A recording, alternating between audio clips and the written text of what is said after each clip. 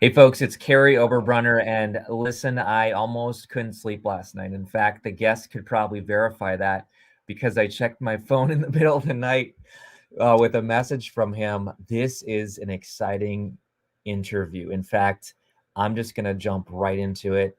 Pete, tell us as much or as little about yourself as you want.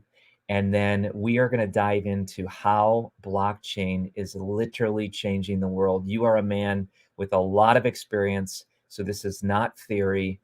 Let's jump in. Sure. Thanks for hosting me, Kary. I really appreciate it. I've really looked forward to this very much, and I know we've been trying to set this up for a bit. Um, so a little bit, I'm a technology entrepreneur. I had a previous career before that, but for the last 20 years, I've been involved with technology, Mm. information technology specifically.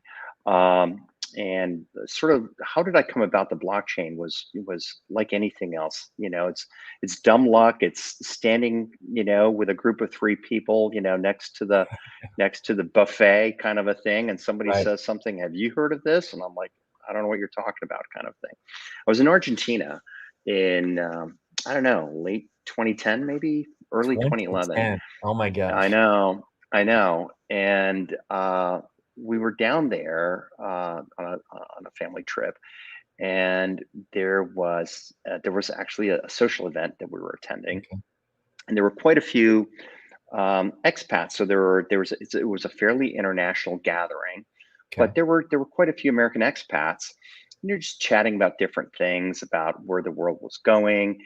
Hmm. We were just coming out of the 2008 Great Recession, right, Yes. where the banking system was really brought really to the brink, and so there was a lot of conversation around that.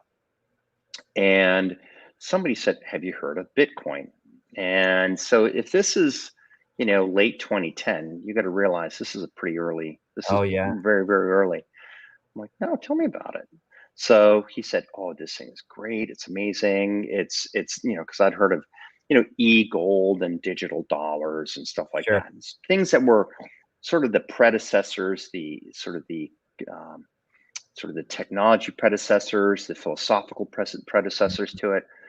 I sort of, stayed on top of that, but for some reason, Bitcoin had sort of escaped me. I was pretty busy with some other things at the time. Sure. Well, I went back and I took a look at it. I'm like going, this is amazing. So I downloaded the Bitcoin wallet. There was one wallet to get, and that was the Bitcoin wallet. And you got a Bitcoin when you downloaded the wallet, Are you a full Bitcoin. serious? Yeah. So That if shows you if because here's so think about it.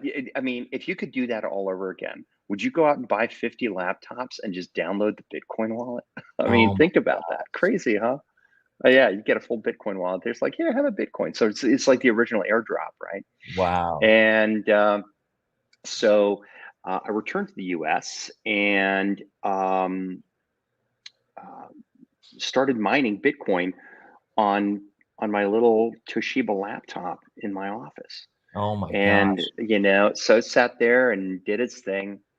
And um, and I think I lost the first like 25 or something like that. I don't know where they Oh, are. which today again, some of my audience doesn't know this, but Bitcoin today is around $50K, $46,000. call it Yeah. 50. Yeah, it goes up and Yeah, down. yeah, Okay. yeah. Call it like, I think it was like 49 today. Maybe it was up Oh my 3K, but just think about that. So let's just say 45 to 50K. So 25. I mean, that's over $1 million. And so pretty crazy. But I was bit by this thing for a variety of reasons. One, philosophical. I like the idea of sort of an element of distributed um, auditing. I yeah. like that. Um, I think all of us about that time had a healthy skepticism about the way the banking system worked. We felt that, Mhm. there were some winners and losers that were sort of selected, Mm. in the back room, Yes, totally. and so it was a little bit of a concern. But it was fun. It was new. I don't think anybody really believed that it would be where it was today. I mean, Yeah. if anybody had had any inkling of it, I mean, they would have, sold the house and Gobbled sold up. the Yeah. car kind of a thing. Yeah, exactly. Yeah. So, but So I sat there and, got involved, but, really it was a very, very esoteric thing. Mhm. It was frankly limited to both, it was really sort of a cyberpunk type of a thing. And it was also very popular with sort of the radical libertarian movement, Yes. that really wanted to get away from central banking, right? So Mhm. those were sort of the two places where it was really taking off. So And you were a fringe person, you were kind of a oh, freak. wow. If I mean, the world kind of thought of people as Yeah. fringe, freak, weird.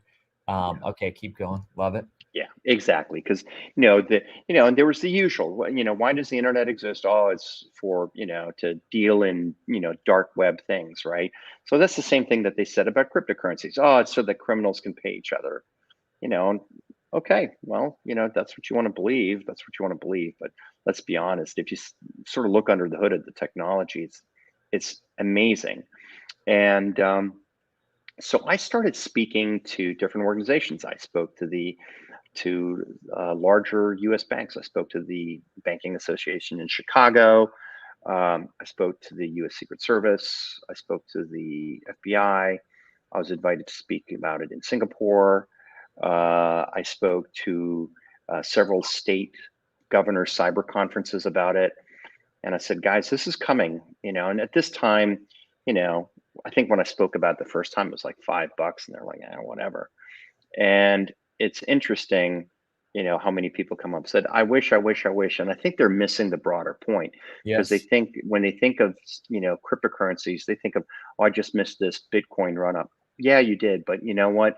We're not even at the, we First don't even inning. have we don't even have three outs in the top of the first inning yet. Wow. See, that's so And, important. I love that. I love that. and so um, I really, really started digging into what blockchain and distributed ledger could do for non-financial stuff. So I got very interested in provenance and an element of distributed assurance, uh, uh, both from a technology perspective and from a logistics perspective. I spoke at a conference and I offered up, and this would have been probably 2013, maybe 2014. Is And I this is said, this the conference where you were with the Ethereum founder? I think that was actually another one. I think that was Gotcha. another one. Gotcha. But the very first one I spoke at was in 2013. Okay. And that was, I presented the idea of using BGP, which is a routing protocol that the internet uses, and it gets attacked a lot. I said BGP could be protected with blockchain. I presented the idea that the blockchain could be used to protect identity, and subsequent, we've seen a lot of identity platforms take advantage of the blockchain or use the blockchain as the underlying platform. Logging of critical events, things like that. I said, guys, the blockchain is far more than just money. It's the ability for everybody to be able to trust something, and they can look at logs, they can look at events, they can look at transactions with a degree of trust. And so that's where I really, really started digging into it in terms of what it could do. And I think one of the things that I've come to believe over time is that they're not mutually exclusive because there's value to be that's associated with these transactions. There's value associated with surety, and there's value that can be transferred to people who contribute to that.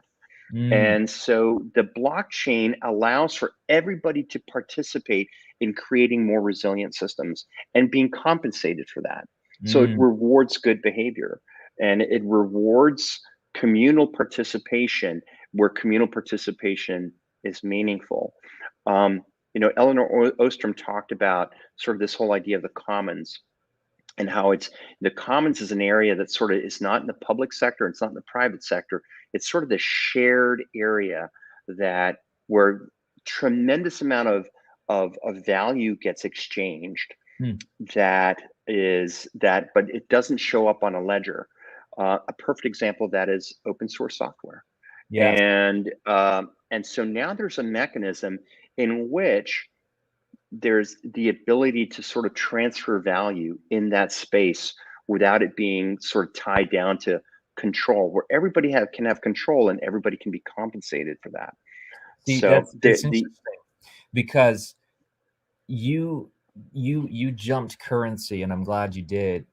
Currency, I've never been in the financial world. It doesn't really excite me, but I definitely see blockchain and how it helps the unbanked, the 6 billion. sure, It helps create value. It fights inflation. It takes down the all of fiat that. system. So I love Yeah, all that, but you touched on something that no other guest touched on yet so far, and that is this philosophy.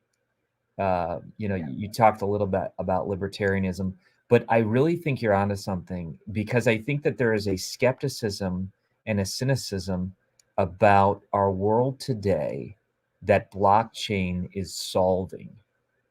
And to me, that's There's no almost doubt. more valuable than Bitcoin. What do you think? I completely agree. I completely agree.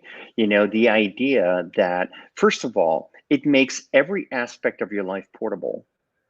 And so, one of the things that sort of that HIPAA does is, like, for as an example, right, is the idea that you have portable insurance. But imagine if every aspect of your life was portable, right? So, like, identity, hard as it is to believe, identity today is not portable.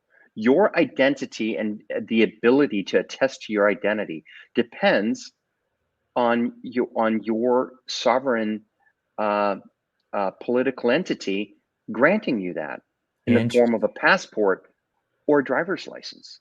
In other words, if a person's passport gets revoked, they cannot travel, right? Wow. If a person's driver's license gets revoked, they cannot operate a motor vehicle. And while that may be slightly different than, say, a passport, imagine if you now have the ability on your phone or in your other thing that you bring your identity, and your identity has now been validated by a distributed organization. Nobody says anymore, and everybody says we will trust that.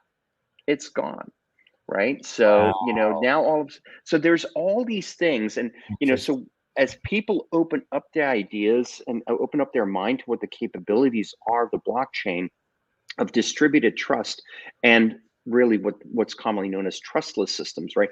A trustless system doesn't mean it's non-trusted. A trustless system means that you don't have to trust in a certain entity, in the integrity of a certain entity. You just have to trust that the algorithm is good. And that Wow. puts, so you no Wow. longer have to trust in the Arthur Andersons of the world. You and I Yeah. were So, invited. You and I were invited to speak to Strategic Coach this July on blockchain right, and smart right, contracts and non-fungible tokens. right. You and I, we were able to have a lot of private conversations to prep for that, which was fantastic. But you even mentioned some person got married on the blockchain. Right. So, uh, she is an acquaintance of mine, and I will say her first name, but I will grant her the privacy. So, Suzanne uh, got married on the blockchain. And in fact, she was really instrumental in developing sort of this first sovereign nation on on the blockchain, and it was called Pangea. And she was really an early visionary of it. She saw the big picture, and she was an evangelist of it, um, and was able to develop a significant technology following behind it. And she has lived a pretty interesting life, for sure. But yeah, she got married on the blockchain, and I think she may have been the first one ever. I remember Wow. when she Wow. announced it on social media. That's It's crazy. kind of cool. That is cool. And if you think about it, it's perfect for it, right? Because not only that, imagine this. You can now, on the blockchain, you can, it's, one of the things, let's take something like real estate contract. Okay. Real estate contracts in the United States are, you can take everything in. You can bring everything in or take anything out of a real estate contract. It's everything but the kitchen sink. And it's like going, yeah, you take the fridge out before you leave. I want to, all your clothes that are in this thing stays, right? So, I mean, you can do anything you want on these real estate contracts. It's pretty fascinating. Well, if you think about what a blockchain smart contract does, is it would allow you to do the same thing. So if you're getting married, you can say, well, here's what the marriage really means. The marriage means that what I brought, the following assets, move with me, and I maintain ownership of them. You maintain ownership. We agree to merge this. This is how we'll split it up. So if a prenup is necessary, you can just write that prenup right in there for whatever reason, and allow for the anything to be sort of settled on the blockchain. And so there's so many things that it avoids if you develop these things up front. And everybody says, there it is. And not only that, these things can be trigger enforced. So if there are certain external events that say, okay, this happened, this happened, this happened, boom, if this, then that. You don't actually have to have there's automated triggers for that. It's so cool. So it is amazing what's going to happen with the blockchain. And so much research is going into the back end, which I completely agree. Right. So we live, we're early there's several chains, as we know, that are focusing heavily on smart contracts. The two big ones, and I'm not promoting them over anybody else, but they are pretty popular right now, is Solana and Cardano. Right. So that's not meant to be an endorsement of them, but they're fairly popular and they catch quite a bit of news. They're spending a significant amount of effort and development time in the back end. And that makes sense, because if you think about contracts, these things can live for a long time. And so you want to get it right so that whatever changes you make doesn't have to go back and unravel work that you've done before. So the effort is really, really being put in to developing this back end, this foundation, and that, stuff that really those of us that may not be working in the, sort of the core see. Sure. But once the applications and the end users, so there's going to be the second tier people that are going to develop end user applications. If that underlying layer of where the contracts are stored and executed, if that's solid and it's extensible in a trusted way, once these applications up here get developed that actually have meaningful business use, whether it's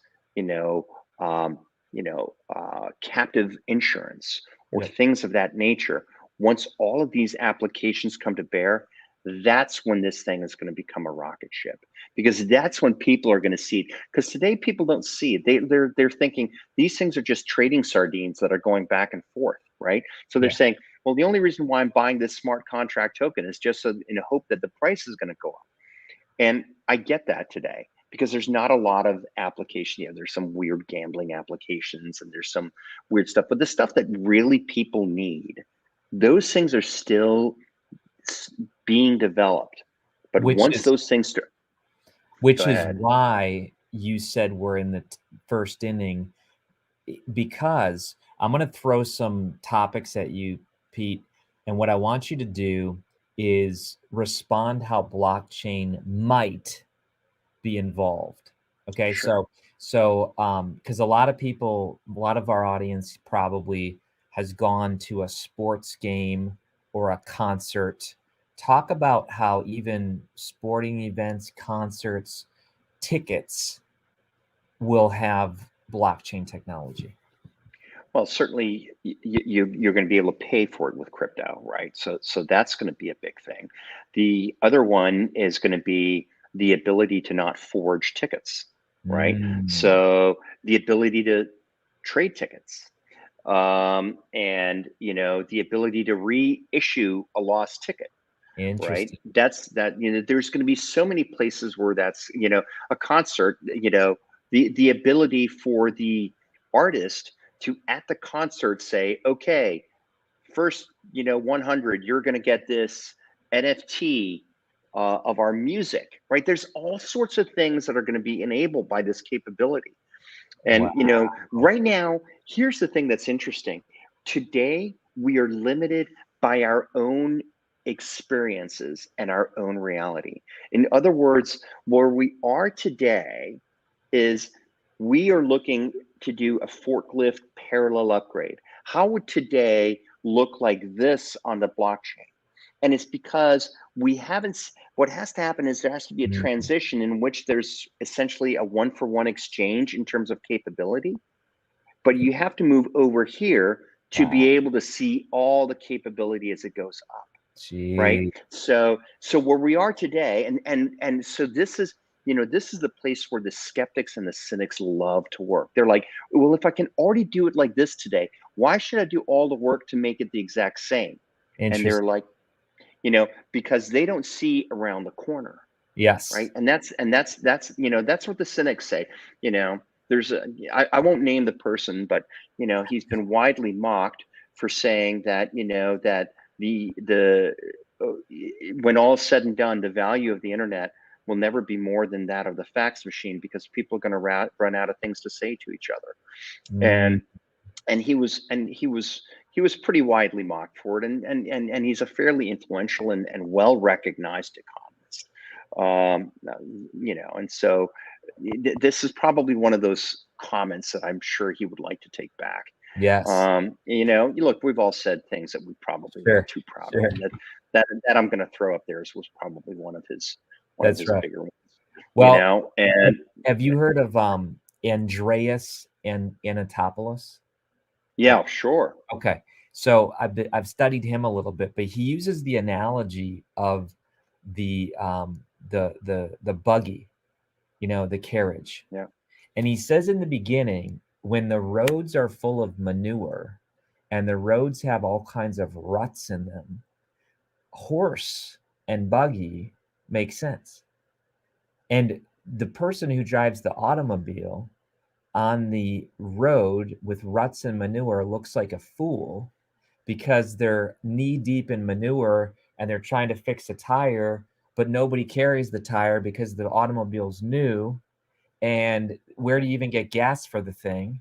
And right. people mock it, but then slowly over time, they Yeah, go in there's a parallel. shift. Yeah. Yep. Yeah. At first it's parallel, but then when we build the road, we kind of look at the horse like, well, what are you doing? And Yeah. then, like you just said, new technologies are invented, like the skateboard, the scooter, the motorcycle. Everyone's mind says now that we have a flat road. There's all these capabilities. Oh, There's all this. The platform is there, right? And it's a great example. Early on when automobiles won the car, they were required to have a person walking in front of it with a flag. I heard that, and like saying, "Watch out Yeah. for the death machine," right? Yeah, exactly. Right. So, people are like, why would I want a car if that's going to happen? But, there are people that can say, well, one day that's just not going to be the case, Wow. and So so, this is probably the best thing yet you've said is that today we're looking at one-for-one exchanges, and a lot of doubters are saying, "Yeah, but we already have this, and it's gonna be a lot of work to get that on the blockchain." You're saying right. once we wade in and make the shift, now we can see a whole new world. Absolutely. There's no doubt about it, right? Because once the platform and the tool sets exist and the mindset, because that's the biggest one, right? Once the mindset that has tools available to it can start developing these things, that when this thing comes uncorked, um, Katie bar the door, it's going to be just a stampede of innovation and disruption.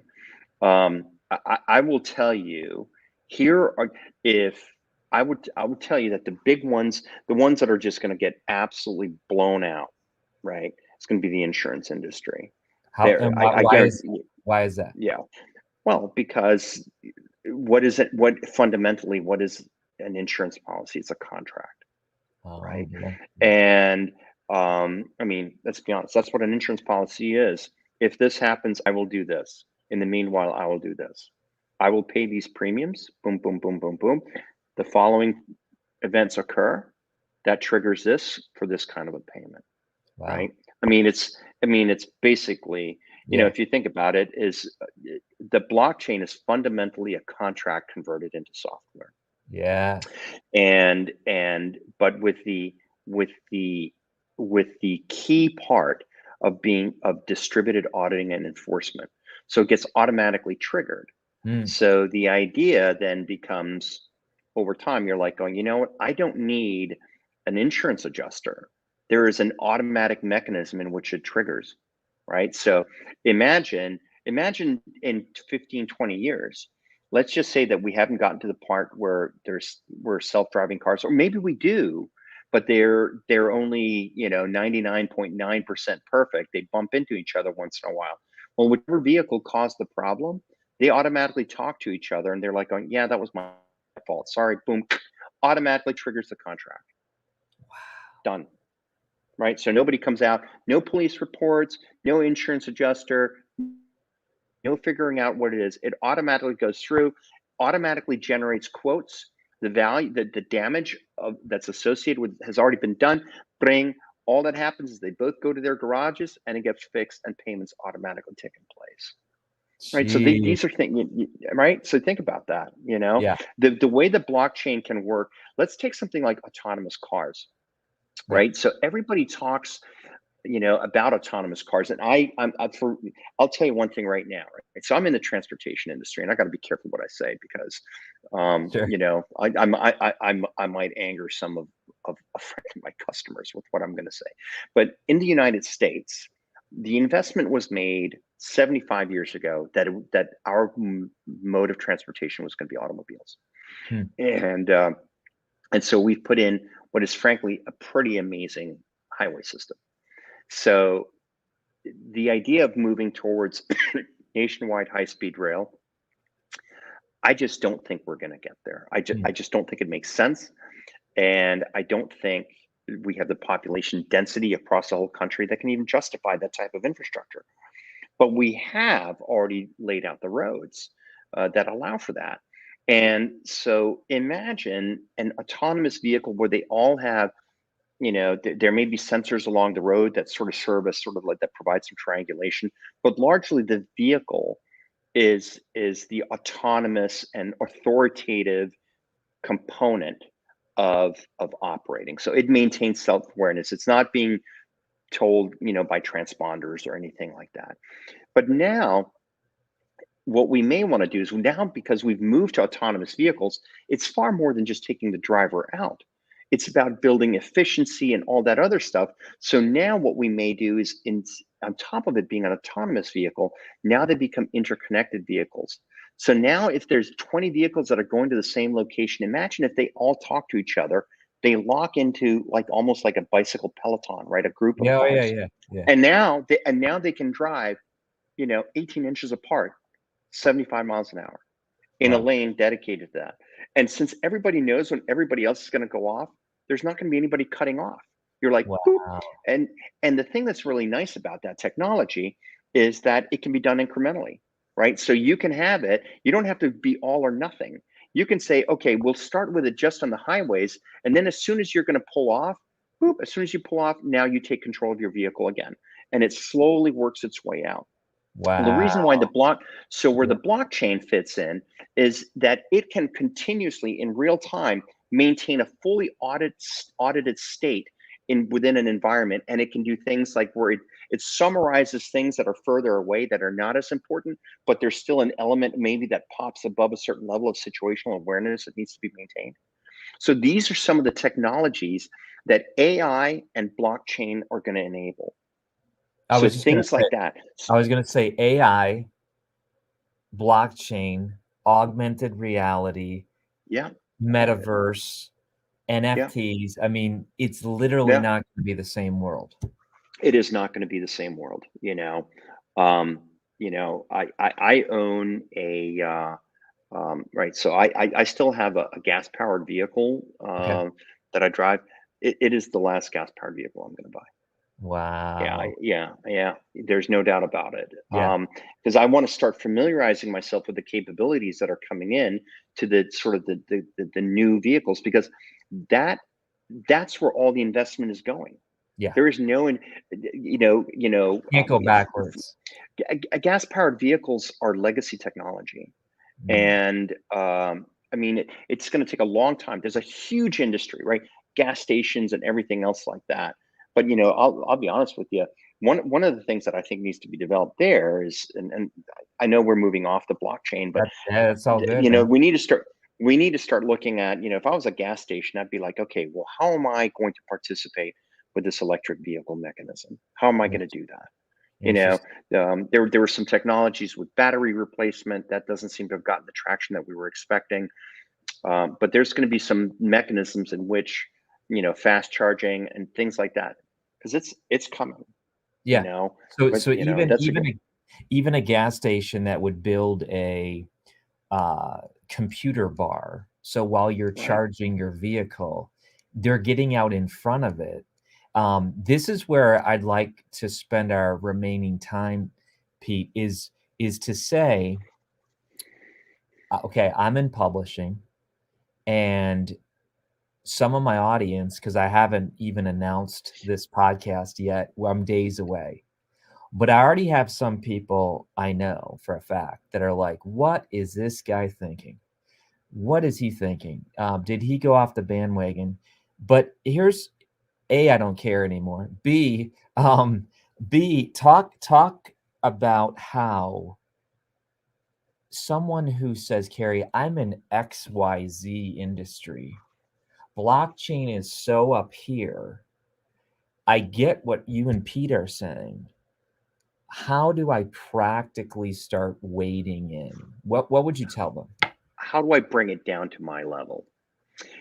This is what I would tell every single entrepreneur or executive Mhm. or manager or small business owner, anybody that has some, um, I guess, authority or say with regards to anything that has to do with contract, customer engagement, or anything like that. I would say, let's take a look at the workflow of what our business is, right? Because, if you take a look at EOS, Entrepreneur right. operating So system. yeah, exactly. So, Gino's amazing work there. It basically says, look, all businesses are basically the same, right? There may be some different stories there, but they're fundamentally the same, right? You have, so you have a sales arm, Yep. right? You have a delivery arm, and then you have a finance arm, right? Yep. So you have the people that generate the business, these people that execute and deliver the business, and then you have people that make sure that the business stays a business, and that's it. And then, there's of course other stuff, but those are really the three fundamentals, right? So Yeah. sales, operations, and finance. And what you're whether you're a sole proprietor, or whether you're a global enterprise, Yes. you live according to those three core functions. Yes. And you take a look at what you're doing that has anything to do with contract. So anything that has to do with vendors, anything that has to do with customers, anything that has to do with partners, anything like that, and start saying, maybe there's a place where the blockchain has a fit. I had a conversation with one of my dearest friends. He is the the treasurer for a public company Okay. that is a chemical company, Okay. and they provide certain products for a very, very well-known um, entrepreneur who's very, very, very pro blockchain. Okay. And I met with him. This is probably early summer, and I said, guys, they were like, how can we get involved with blockchain? And I said, well, you guys are in a unique position where one of your customers is very, very, very pro blockchain. I might reach out to that person's team and say, hey, do you guys want to start playing with us? It doesn't mean that you have to start actually accepting payment or, setting contract on it, but start getting smart on it and let it work in parallel. And right. Yes. And that's like what Andreas said, right? And that is, you start working in parallel, and eventually the old systems falls off, and then the next piece Yeah. takes off, which is everything, right? That's the way it works. There's never a 90-degree cut from one capability to another one. There's just a natural way in which the older way just loses traction, loses steam. It's inefficient, and it's allowed to die, Yeah. and that's okay. It's almost like in cars for one period you had your tape deck and your CD. Right. You know what I'm saying? And Yeah. all of a sudden the tape deck fades, and Yeah. then the CD fades, and then Yeah. you're plugging in with your phone. Yeah. Go back to your point, grocery store. Who would have thought 20 years ago you'd walk into a grocery store and check out yourself? You know what I'm Right. saying? Well, But now I you s- don't even have to go. Now you so I'm get on trapped. the computer Yeah. and somebody Right. shops for you, right? I mean, you know, there are places uh, that are more advanced than the United States when it comes to this, where you can literally do the following. Okay. You can go into a store, you can scan all the barcodes, you can go around the store, scan the barcode, all the things. You put it in the bag, and then as you go right up to get ready to leave, you press pay on your phone and you walk right out. That's awesome. That's crazy. Literally, the attendant at the cash register is there in case somebody doesn't know how to do this, Wow. and maybe to make sure that there's no shoplifting. Yeah. It's yeah. So they call it mobile pay. You Yeah. literally boop boop. So you have your own scanner on your phone, right? And then you pay, right? So there are places now where people just don't use cash, Yeah. right? And there are some people that scares people, but if it's blockchain and if you are portable, and just like you carry your own identity, you carry your own money, and you can't be shut off Yeah. because it's not centralized, it's decentralized, then it's not a big deal, This is right? probably the fourth time you and I've chatted one-on-one. We've chatted many other times Yeah, inside Strategic Coach. Pete, every time is mind-blowing. I know you are a I student agree. of Same this. for me. I love it. Someday we'll get into intellectual property and how Oh boy. blockchain, because that's my passion. But we'll bring Let's you can we back. can we can we can we hit that a little bit right Let's now? Do let's we have let's time hit to it. talk? Let's hit Let's it. hit it, man. And Let's I'll hit it. tell you why, because Dan brings it up. And Dan is one of the smartest people I know. His ability to simplify something Yeah. is amazing. So the thing that I always pitch on intellectual property is that, intellectual property on the blockchain is is not a shield against predators. It represents a backing among people who support you, and that Interesting. is people who agree, right? So the idea of you putting your intellectual property on the blockchain, if a community or society does not respect intellectual property, no blockchain lawyer, um, or patent court is going to be able to protect that. They're just Wow. not. Yeah. Right? You think about it, right? They're not going to be able to do it because, I mean, you take a look at, let's take a product like Louis Vuitton, Okay. right? So, Louis Vuitton bags are are expensive, right? Relatively speaking, but I think they're expensive. Sure. They're certainly more expensive than if just buying a regular bag, Sure. right? I mean, you'll pay starting what, $1,500 for a bag, and to the moon from there. And here's the deal, right? It doesn't cost $1,500 to make that bag. The money is all in the brand. Yep. It's all the managed scarcity of that brand. And so as a result, Louis Vuitton has to protect that brand viciously. It's critical for them. Their entire survival depends on it, right? And so there are bazaars outside of the United States and outside of Western Europe where you can buy a Louis Vuitton lookalike that absolutely is, you cannot tell the difference from that, and it'll cost you $5, right? And so putting that on the blockchain doesn't protect you against that. Mm. Right. But what the blockchain does, and what you want, is you want to grow. It allows for a community of trust to grow, because the more people that participate in that, and the more people that feel that they have a stake in the honest transaction, the idea is that it pushes out sort of the bad actors. You'll never get rid of the bad actors, Yeah. but just because you stake something on the blockchain, you know what? That's like getting dressed up in a tuxedo in the middle of the desert. You know, you're ready, but nobody else is. Yeah. So Well, the here's an key. example, right? Non-fungible token. Right now, who knows if it's going to change in a year or two, but right now, the Bored Ape NFTs are selling for $250,000. And people might be like, what in the heck is that? You're like, I'm paying 250K for a picture that I can look at for free. And then here's the analogy that I asked my friend who knows a lot, Eric. I said to Eric months ago, I said, the insiders are putting the Bored Ape as their profile, to kind of flex, to show, Yeah. hey. And I said, what if someone just takes that image and puts it as their profile pic?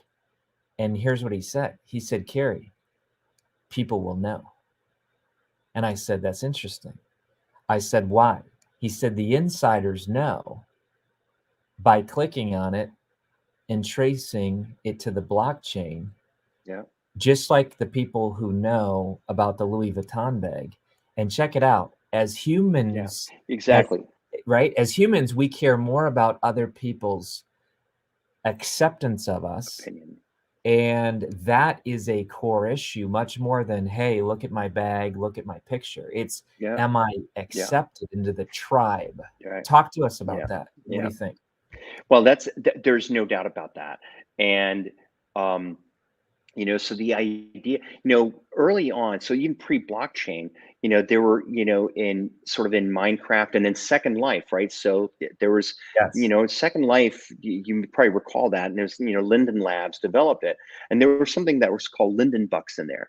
And you could actually take real dollars, convert them to Linden Bucks, and people would be able to buy clothes for their avatar in Second Life.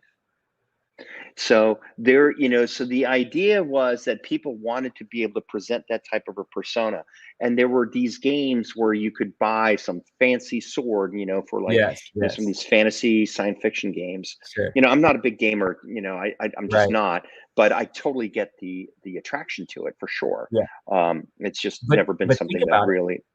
For somebody who doesn't get this, and again, I'll be honest, I didn't get it in the beginning, but when people really start unpacking this, if the statistics are true and we're on this device for more than half of our day, how you appear on this device matters. Right. It's like the blue check mark. Ooh, look at that person's verified. So I think that my kids who are teenagers, you have some young kids too, but they were born online. You know what I'm saying? And they get it. They get it faster than some of us. Yeah, there's no doubt about it. And the ability so if you think about this, in generations past, you could tell if a person had bought, they might have bought a nice suit that they were wearing to the office. And there was an element, there was sort of a hierarchy that was established by that, or priority. Oh, this person bought a bespoke suit, or this lady bought a bespoke dress, or something like that.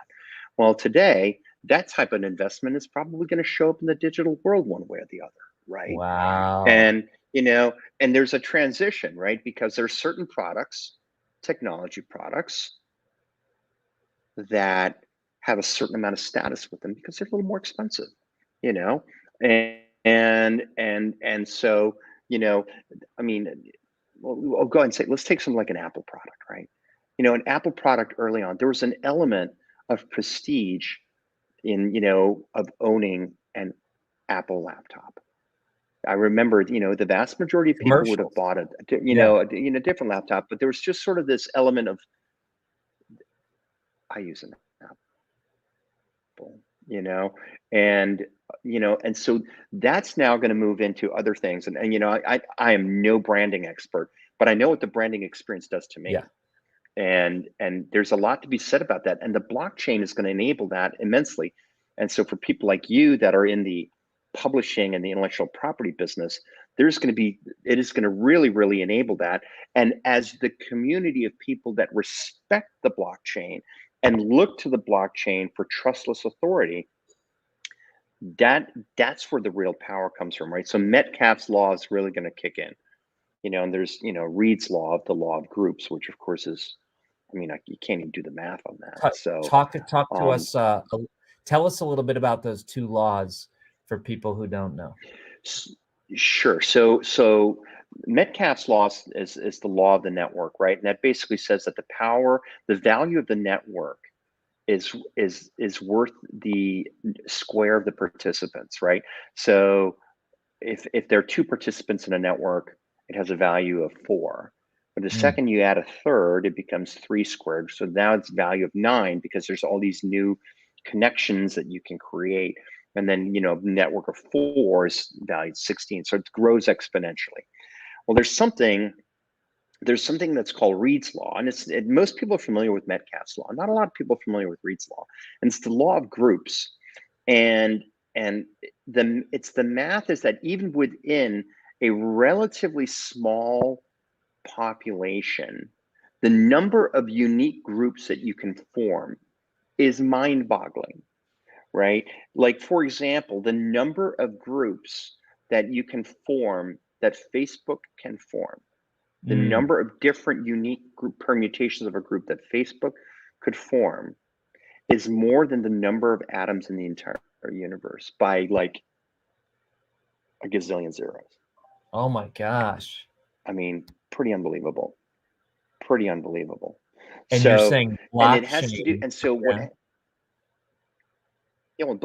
so the thing is, as you grow these groups in there, and there's all these different groups on the blockchain, think about how quickly collaboration can become transformational, right? One of the things that I told Dan this on the other, I don't know if you were on the call, but I said, look, the difference between, in my opinion, the difference between an event that's transactional, or an event that's transactional, and an event that's transformational, is a transactionally beneficial event is one that benefits the buyer and the seller. A transformational event is one that benefits the buyer and the seller, as well as everybody else around that doesn't get to sign the check either in the front or the back, right? And so that means that now all of a sudden there was a buyer and seller, but now you had everybody in the stands who actually are stakeholders in the outcome, cheering for the outcome. Wow. And that is such an incredible, if you think about that, right? So imagine that if there's a merger of some sort, right? If the merger benefits the seller and the buyer, but it screws everybody else, everybody's pulling against it. But if it benefits everybody else, it's so much more powerful. And that makes it transformational instead of transactional. That's sort of my definition of it. But the blockchain is also going to enable that. And people are going to say, well, how is that going to be possible? Well, because there are going to be parts that are now much more open book. There's going to be parts in which voting is going to really, really change. Yes. I had a conversation with a fellow strategic coach attendee who is running for national office. Wow. And I said, voting, everybody's talking about voting and how our technology and sort of our mindset around it is, 100 years old, if not more. And it's just been sort of, and that's sort of the bolt-on technology to the old way of looking at things. But imagine, I'm just going to throw this out there. Imagining a voting system in which it's on the blockchain.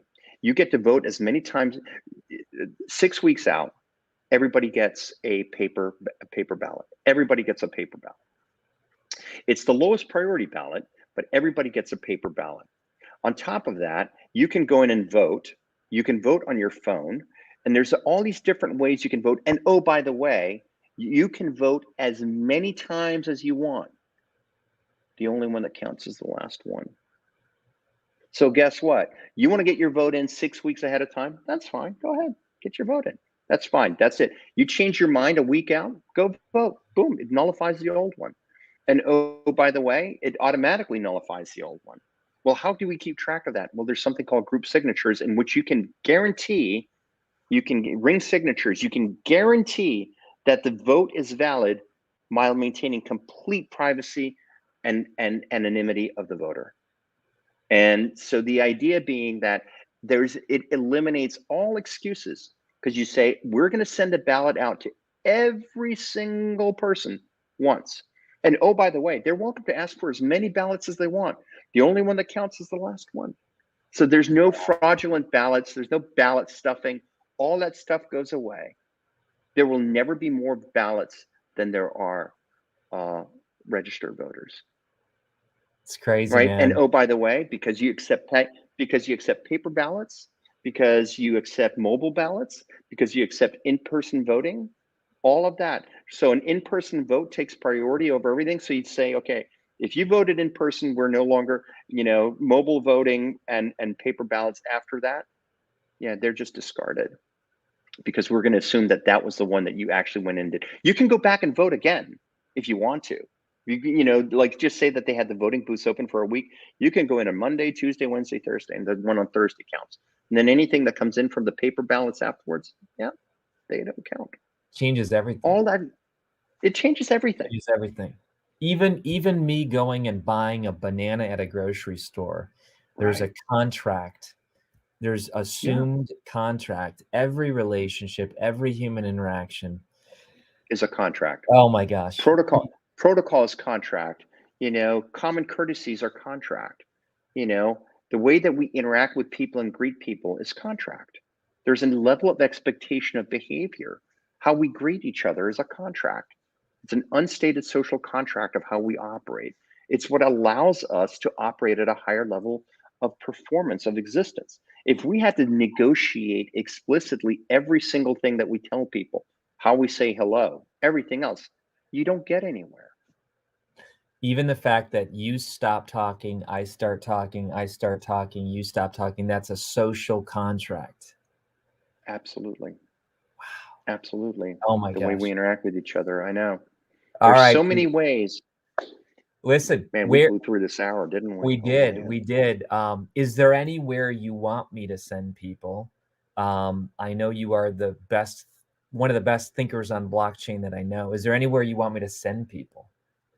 So, I have my thing that I'm doing for the blockchain right now, sort of an internal project, and it's taking up a lot of my time.